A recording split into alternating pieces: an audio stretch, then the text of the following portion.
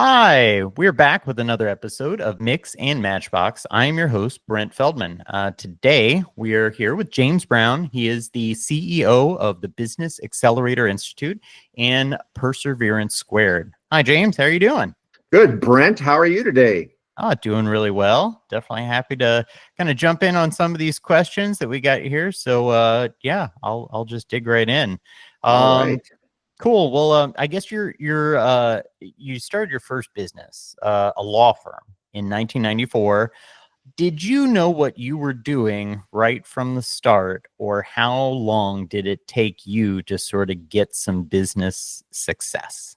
Yeah, no, I did not know what I was doing. So a little bit going back before that, I got married when I was 19. Um, by the time I worked at General Motors for 12 years. I was on the assembly line building cars. And by the time I got out of law school, I had a 5-year-old, a 2-year-old, and a 1-year-old. Wow. Well, because I didn't work for any other law firms, at that same time I passed the bar, General Motors said they're closing the plant down, and it kind of forced me. So I sent out 200 resumes to law firms. I got zero response. And so it was like, I guess I'm going to start my own. And so, no, I had no clue what I was doing.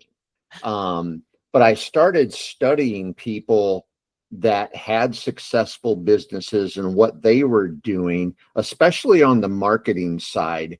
And when I understood that process of what makes people buy and what makes them move forward, that changed the game. So just to kind of give you an example in a nutshell, when I first started, we were maybe doing 3 sales a week. When I learned this process, it was about 6 months later, and I ran some new marketing messages. The first week we ran them, we signed 68 new clients. Oh my gosh. And then it never went below 50 clients a week from that point. Wow. So I was kind of thrown into this, and I made some really, really expensive mistakes, in terms of time and money, Mhm. and then learned how to do it differently. So that whole process of building the business took some time, but it definitely didn't know what I was doing right from the start. Fair. Okay. Well, good, because I would have been really jealous if you did. Yeah. Well, I know that you grew your firm to, an $8 million firm, which is definitely, it's no small feat. Was it hard to step away now that you're not running your firm anymore? Was it hard to step away from that? And what was it that kind of led you to coaching after that? Yeah, so that's a really great question. And one of the things my wife said to me early on, and when we first started the business, it was just me and her. And she was like my office manager of one, and I was the sales and marketing and going to court. And she said, at the end of the day, as long as you're doing what's right, everything else will follow. And our goal was to help as many people as possible. So with me and her just alone, we could help 3 or 4 clients a week. And then when we went to 60, we had to hire like 10 people in a short amount of time. Then 2 years later, we opened an office in Detroit, and now we can help 100 people a week. Then we opened in Kansas City, and I could help 120 or 130 a week. Then when I decided, I was like, I want to help more people help others. So how do I do that? And that's when I decided that I'm going to sell the firm. I didn't want to actively practice law past the age of 50. So at 49, I sold the firm, and I went into full-time coaching. And now, personally, I work one-on-one with 20 different businesses, and I help them help more people. And so I just keep expanding the number of people that I help. That's really cool. How did you arrive at that kind of personal benchmark of, you didn't want to practice law past 50? Was it just something you were like, yeah, I want to move on from here? Interestingly enough, I think most professionals are part technician, they're part manager, and they're part entrepreneur. And most professionals are like 90% technician. They're brilliant at what they do. I couldn't care less about the technical part of it, about practicing law was just a vehicle to get me to running a successful business. I was way more entrepreneur and manager than I was technician. So to me, that was just a vehicle. Mhm. And I couldn't care less whether I actually went to court and did all that stuff. So I was more interested in studying how people make decisions and how to get them to move and then build a profitable business from that. And Cool. so when I decided, okay, I'm going to start working with people one-on-one, it was the same thing, Yeah. is I can help them help other people. And so I really enjoy building businesses. That's awesome. Well, I guess now you get to do that at the Business Accelerator Institute, and you help professional service firms transform their business. What's the through line that you see in all of these different types of organization? Either where they struggle, and are there maybe pieces of advice that you can give on simple problems that could be easily remedied that you see a lot of people struggle with? Yes. So the biggest thing, one thing I learned, sorry about that, Yeah. is that all businesses has the same 7 working parts. Mm-hmm. Marketing, sales, you've got your factory that produces the things you're selling, you've got your people that run the factory, your physical plant, whether it's virtual or a brick and mortar, you've got your money and metrics, and then the last part is the owner, the you. Mm-hmm. Because without the owner, without the you and the mindset development, the rest of it doesn't exist. But the only thing that's different about the business is what we sell. I sold legal services. A dentist sells dental services. Walmart sells products, but all the 7 working parts are the same. And where most professional service business owners will flounder is they don't know how to market the business and they don't know how to manage the people. Yeah. And so running a business is actually the concepts of it, and the 7 working parts are very simple, right? But nobody ever said it's going to be easy. And so the biggest thing is, how do I stand apart from every other option that the consumer has?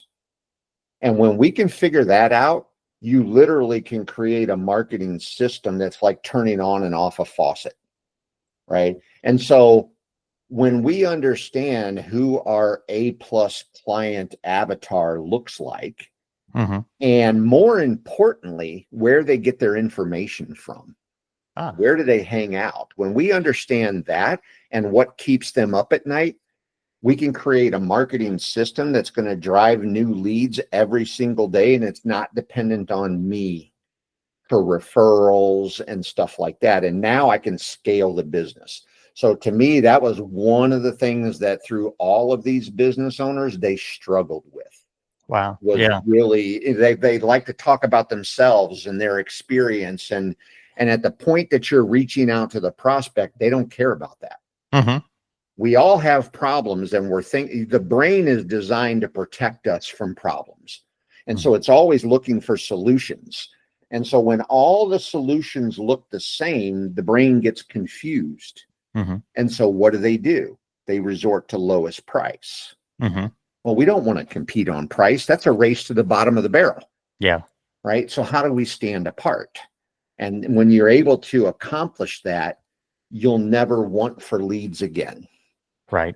Cool. I like that. That's and it's funny. It's like, it sounds like, really simple advice. There's a lot of complexity behind it, but it's funny at the heart of it. It's really straightforward in terms of like, the need that maybe needs to get solved for businesses. Yes. Well, actually, this feeds right into the next question, which is like, one of the areas that you like to cover, which is the human buying process. And you touched on a little bit of it just a second ago, is in terms of like, like having a lot of things in the landscape. People can be, confused by, all these, proposals and this kind of the ubiquity of everything in the marketplace, just looking all the same. In another podcast, we had talked to Anthony Vizzari, 7th level, about, changing tactics and questions in order to be more human in this process, to really listen and uncover more about your process, and your prospects. But what tactics do you see being used that you feel like they're distant from being human, and how can people be better? Yeah, I think professionals, when they get into the sales conversation, I'm going to use this term. I use a term called sausage factory. Okay. It's getting like, I could sit down and I could say, Brent, under the bankruptcy, I did bankruptcy work. Okay. So under the bankruptcy code, blah, blah, blah, blah, blah. It's like reading the tax code. But lawyers, especially like to live in the technical side. And so they don't get into what is really going on with the prospect. And they jump right into the technical side. And so they'll struggle. And here's what I found out in studying the human buying process is most people know that we have a left and right brain, right? And one side of the brain is the emotional side, considered the emotional side. The other side is the logical side. We as human beings make decision in the emotional side of the brain. Now, the logical side of the brain kicks in immediately because it's designed to protect us and look for justifications that we made the right decision. But if you don't get into the emotional side and get them to that trigger point, most people will never make a buying decision. Yeah. We like to tell ourselves that we're logical. And we are, but it's to back up our decision. So this is where buyer's remorse lives. And the bigger the decision you make, the more the logical side of the brain is looking for justification. So when professionals market themselves and they talk about where they went to school and how many years experience they have, and we care for you and this and that, that's appealing to the logical side of the brain. So they struggle with their marketing. So how do we overcome that? Well, it's through active listening. And one of the things I did was when people would sit down in front of me, I'm like, what brought you in today? Somebody might say, I got a foreclosure notice. Okay. That's just the legal end to it. So I would keep digging. What does that foreclosure notice mean to you? Well, I'm going to lose my house. Okay. And if you lose your house, how will that affect you? I'm swinging the pendulum over here to the emotional side. And they're like, well, if I lose my house, I have no clue where we would go. I don't have any family we could stay with. I may have to live in my car. That would be unsafe for me and my kids. If I have to move, I may have to pull them out of school and they'd have to leave their friends. My wife doesn't even know that we're behind in house payments. That's what's keeping them up at night. Yeah. And I'm like, how does that make you feel? Oh, I feel terrible. I feel like I'm not even the provider that I'm supposed to be. Okay. Well, what if we could do this? What's the other side of the coin? What would be the perfect scenario for you? And now I'm swinging the pendulum over here to painting the picture of the future. Yeah. And then I say this simply, Brent, I say, Brent, if I could give you the best chance of achieving that outcome where you never have to worry about losing your house, telling your wife that you're going to lose the roof over your head, pulling your kids out of school, or having to live in the car, if I could give you the best chance of avoiding all that, would that help you? Yes, it would. Okay, great. Let's talk about how we're going to do it. Yeah. And then I jump into the sausage factory, right? So most people skip that first part. And I think that is key to setting up a buying decision. Cool. That's awesome. That's really helpful. I guess marketing does play a kind of critical role in it. And I know that you like not only looking at the the sort of the sales process side of it, but certainly, as you mentioned, turning on that tap, using marketing in order to reach out to that ideal client profile. Marketing does play a critical role in business as well as for law firms. And I know that obviously you've specialized in law firms, you grew one yourself. Where do you see, whether it be specifically law firms or other professional service firms, where do they get stuck in their own marketing? Is it just that, sort of message, that outward focused message, or, what do you think is the biggest challenge that you think people run into? Yeah, I think the biggest, it's like multiple challenges, but one of the things they do is they don't know what to do. So they try to rely on outside vendors. And a lot of times, if you're not careful, the outside vendors, especially the bigger ones, can use a cookie cutter approach, right? And now, what does that do? That exacerbates the problem of, if I'm a consumer and I'm looking for a solution and there's 1,000 solutions and they all look the same, I resort to lowest price, right? So my rule number one is you got to be different. And it's very difficult sometimes for the technician, the professional, to be different. This stems from the last question we talked about, was when I'm asking people when they come in, what brought you in? And I'm digging deep to get to the emotional side. I'm doing market research. And now, instead of running an ad that just says stop foreclosure, I run an ad that says, are you about to lose your home and can't tell your family you're going to live on the street? And our goal with marketing is to enter the conversation that's going on in their head.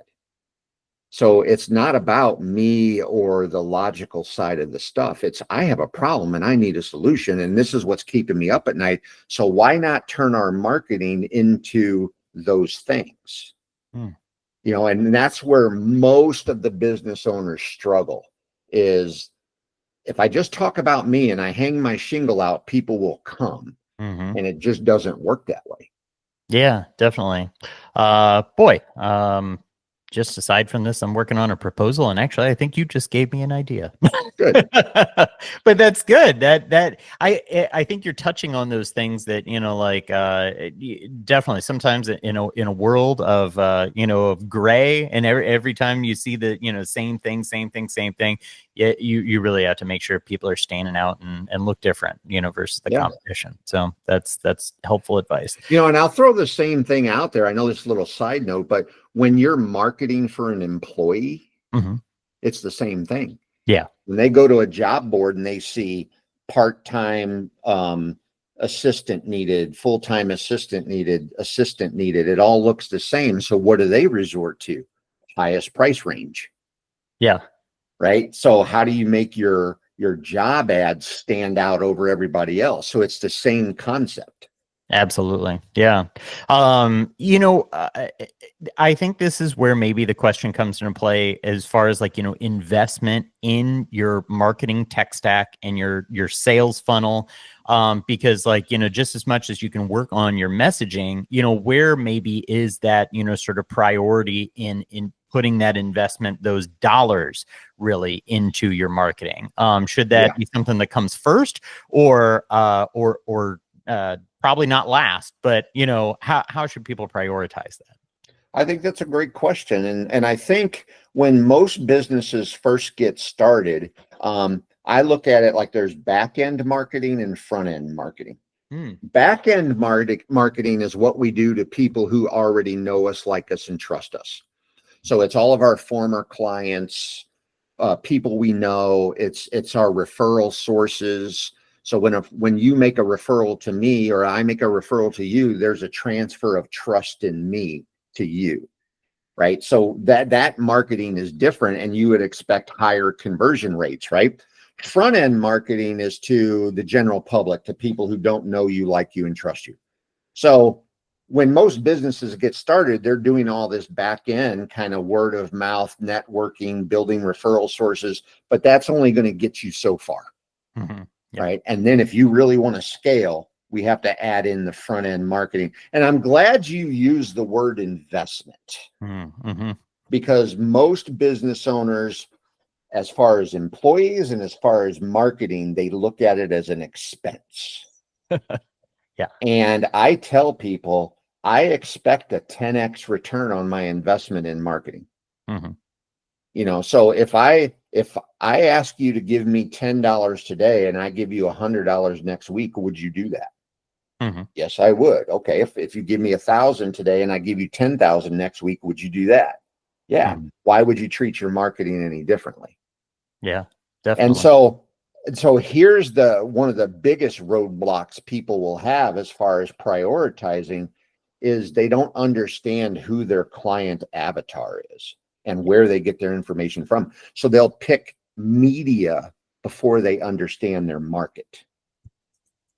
A good example of this was I was in a mastermind group and they were all talking about they did radio, and radio was killing it for them. And I'm just writing notes down.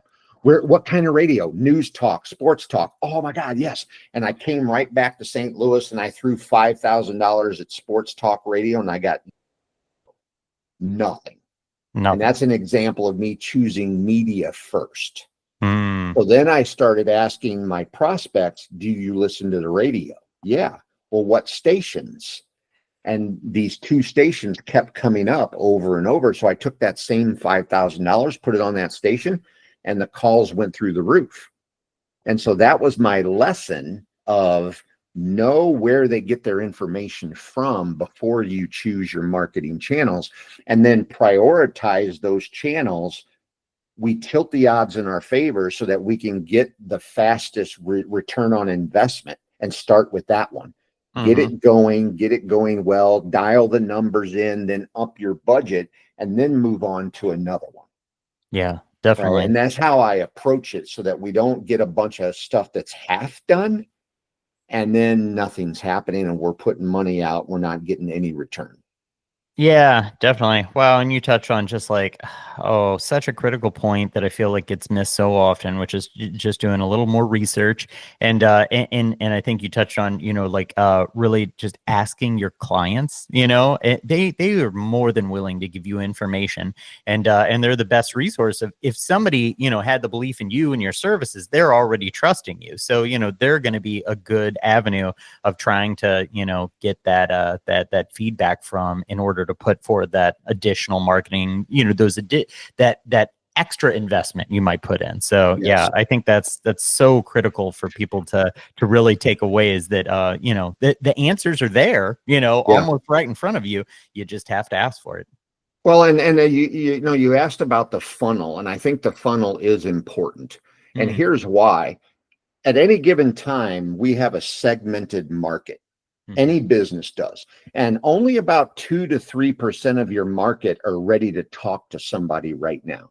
All right. So when we run an ad and our call to action is call me, set an appointment today, you're only appealing to about 2 to 3% of your audience. If that's your only call to action, the rest of them go away.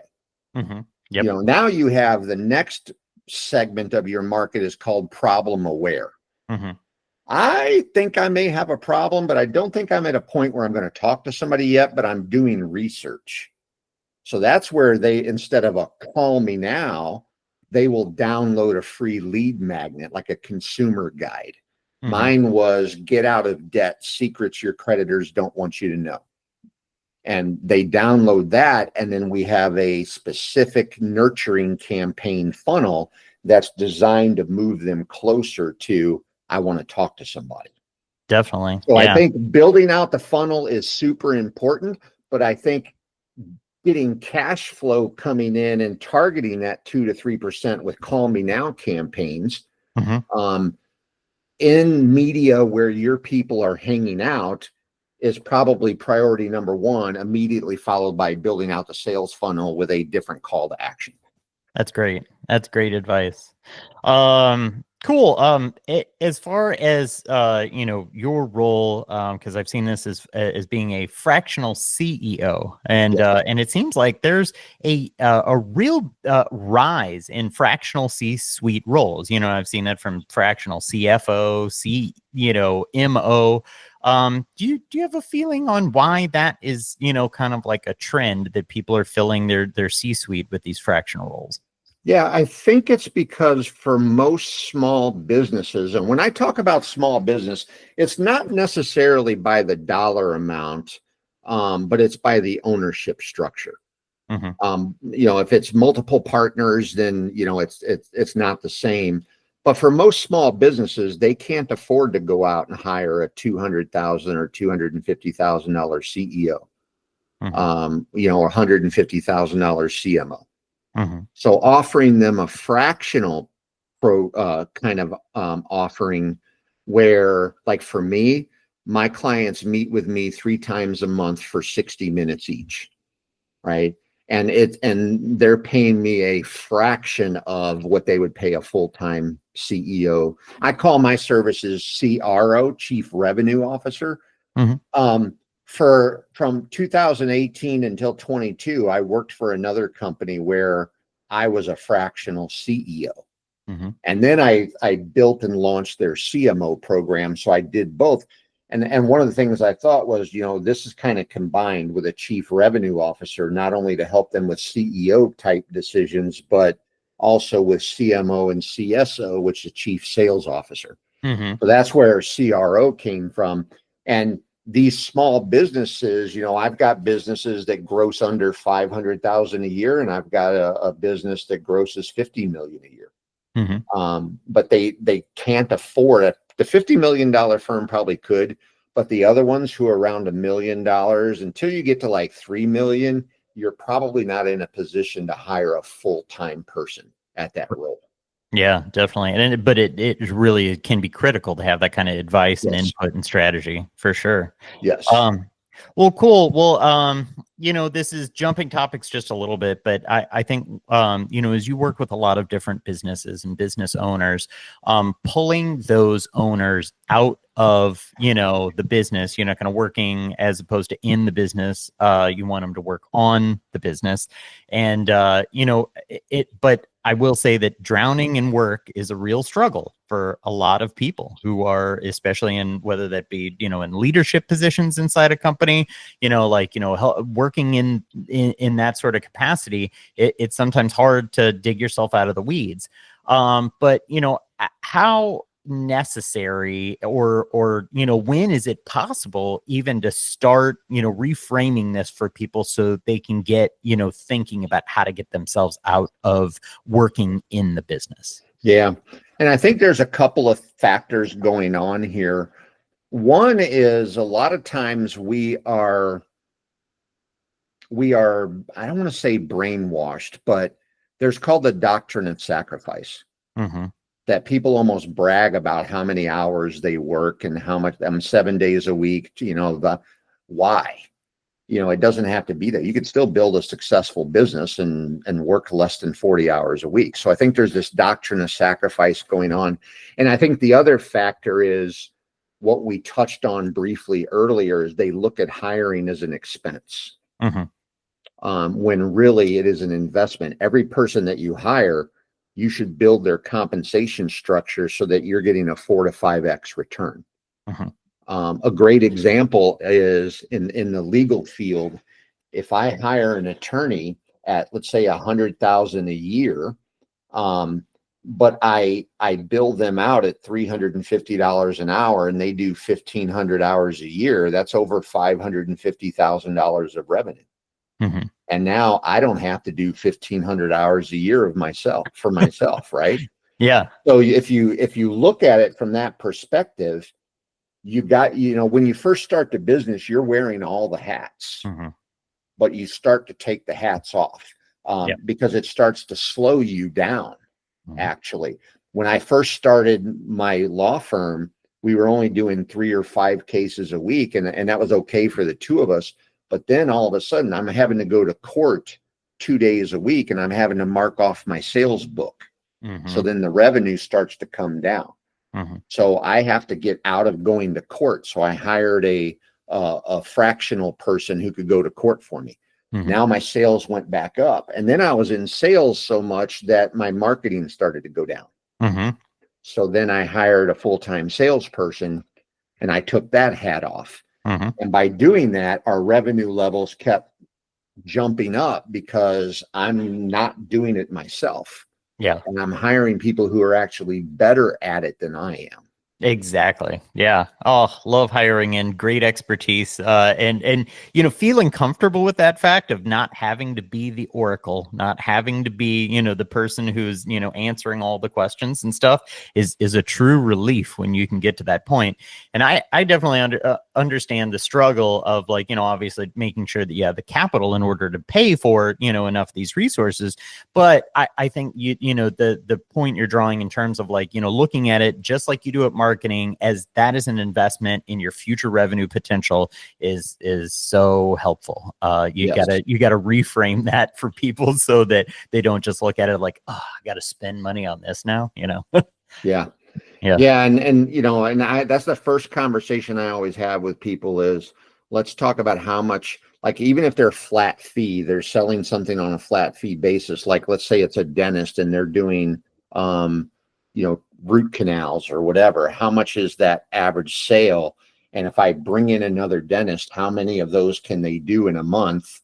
And then you can see how much revenue it could generate versus what I'm paying them. And now I've got 30 hours a week I can free up to do marketing. Yeah. Yeah. So Absolutely. the highest and best use of a business owner's time will always be marketing and sales. Mm-hmm. It doesn't mean that they're physically going to do it, but they would always be involved in it. The lowest and worst use of people's time is working in production. Yeah. Yeah. Even little things like, there was one lesson I learned where I was cutting my grass, and I have 3 acres of property here. So it takes me 3.5 hours to cut the grass, and I can hire the neighbor kid for $25 an hour. Mm-hmm. And he'll do it. So it costs me $75, but I bill out at $400 an hour. So it's costing me $1,200 an hour if I do it myself. Yeah. Right. And so you have to look at it from that standpoint too. Absolutely. We always push the work down to the lowest paid competent staff. Mm-hmm. Yeah. And in that way, you're going to be a much more profitable business. Definitely. Gotta drive that efficiency. Yes. That makes so much sense. Well, I have to ask though, in building a few multi-million-dollar businesses, did you always have the best work-life balance? If I said 100% of the time, I'd be lying. Mm, There's going to be times where you have to jump back into production. yeah. But I will say this from the very beginning. I think I told you earlier, I had a 5-year-old, a 2-year-old, and a 1-year-old. And I, from the very beginning, said, I'm not going to miss them growing up. I'm not going to miss their school events. I'm not going to miss their sports. And so I personally was not going to be at the office past 4:30 every day. I'm going to be there for dinner. Now, my office was open till 7, Mm-hmm. but I personally wasn't going to be there. Mm-hmm. And then I built a firm, and especially in the legal industry, it's like, oh, you got to work 60, 70, 80 hours a week. And, to really, and then it gets easier. Well, I think from the beginning, I designed the business so nobody works more than 40. Yeah. And even when I would hire associate attorneys, I would tell them, you're not allowed to work more than 40 here. And they look at me like I'm from Mars. Yeah. So whatever it is that you want to make happen from that work-life balance, you can make it happen and still Mm-hmm. have a profitable business. Mm-hmm. Don't just buy into what everybody else is doing. Be different. Yeah. So I agree. I ended up enjoying 20 years of work-life balance. Now, where I said, if I said 100%, I would be lying. There were times where somebody would quit. Mm-hmm. And they give me 2 weeks notice, and I hire slow and I fire fast. Not saying that I take people's livelihoods away, but I don't hire fast and then fire slow because that kind of sucks, right? Anyway, so when somebody quits, I may have to jump in and do extra hours and stuff until we find that next person. That's always going to happen. Yeah. Yeah. Well, that is that it's great to know, and especially trying to not only ensure, work-life, balance for yourself, but for your employees too. And actually, it was one of the things I think my business partner and I, for the, I guess, health of the team, we started doing summer hours, and then we go, and this was maybe 3-4 years into the business, and we're like, why would we ever stop that? So we actually started doing 35-hour average weeks. We basically do a half day Friday every other week. And I feel like, the amount of productivity that you get out of people who are more, sort of rested, refreshed, aren't, pushed to the limit every single week after week is better. And so, I know there's a justification for, really not trying to eke every hour possible out of, everybody on your team. It makes for a happier, healthier, team and work-life balance. And overall, hopefully you'll get, more out of that at the end. Yeah, So I agree. And it was one of the reasons why every year we were closed from 2 p.m. Christmas Eve until January 2nd. Same here. Every year. Absolutely. And I do count that as one of their weeks vacation, right? So they get, after a year, they get 3 weeks vacation, and one of them is Christmas week. And everybody loved that policy. Yeah. I don't know about you, but for the people that are working during that period of time, the only justification that I feel like is kind of nice where they are is that they're like, well, it's really quiet and nobody's bothering me while I'm doing anything. I was like, all right, that sounds good, but we do the exact same thing, and I feel like that is great. It's like that week's incredibly quiet. Nothing's really moving. Have everybody spend that time with their family, and then they come back to hit the ground running. On January 2nd or 3rd or whatever that becomes. Yep, I agree. Yeah. Well, cool. Well, I got one last question for you, and it's really, where do you find the most joy in coaching other business owners through their struggles and helping them get to that, that better place in not only their business, but their life? I love that you asked that question. The most joy that I get is when the business owner has that light bulb moment. Holy crap, why didn't I do this sooner? Right? We don't know what we don't know. And when you can lean on somebody that has been there and done that, and I tell people all the time, I've made more mistakes than you've even thought of. Right? And so when I can give them something, you can see their skepticism at first. And they're like, and what that is people will believe their doubts and doubt their beliefs. And I try to get them to turn that around. Believe your beliefs and doubt your doubts. Right? So give me a good faith effort and go try this. And then let's come back and see the results. And they'll have this light bulb moment like, oh my goodness, I never thought about it that way. And I tried this and it went.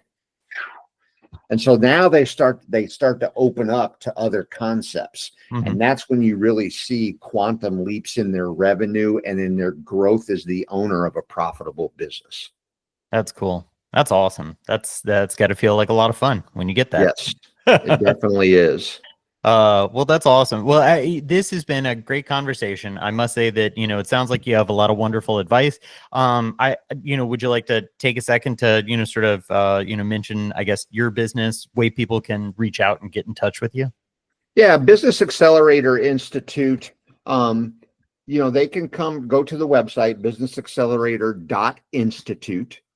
And then there's a lot of information about what we offer there. I do believe that we will have a landing page for your listeners that they'll be able to go to that. A link will be provided, and then they'll be able to see what all the offerings we have. But it can range anything from one of the things that I put together was a 5-week course on how to build a business plan. Most people don't have a plan. And now you're just shooting arrows in the dark, hoping something will work. But when you have a plan and you can execute that plan, you are light years ahead of most business owners. So you'll be able to learn how you can get involved with just that course. And then there's other things that you can do. Come to group Q&A calls with me every week that I do every Wednesday morning. So all of that will be on the landing page and on the website that people can find out more and see if it's a good fit for them. If it is, I'd be glad to help people. If it's not, then I'll be glad to point them in a direction that might help them better than me. Well, that sounds fantastic. I'll certainly I'll put that link in the description and stuff down here. And and it sounds like you have lots of great advice and guidance and stuff to potentially provide people. So thank you so much for taking the time to be on the podcast. This is a great chat, and I appreciate you being here. Thank you, Brent. I appreciate it as well. I loved every minute of today. Awesome. Well, thanks. Well, this has been another episode of Mix and Matchbox. I'm your host, Brent Feldman. We'll be back soon with more content. Please like and subscribe. Thanks.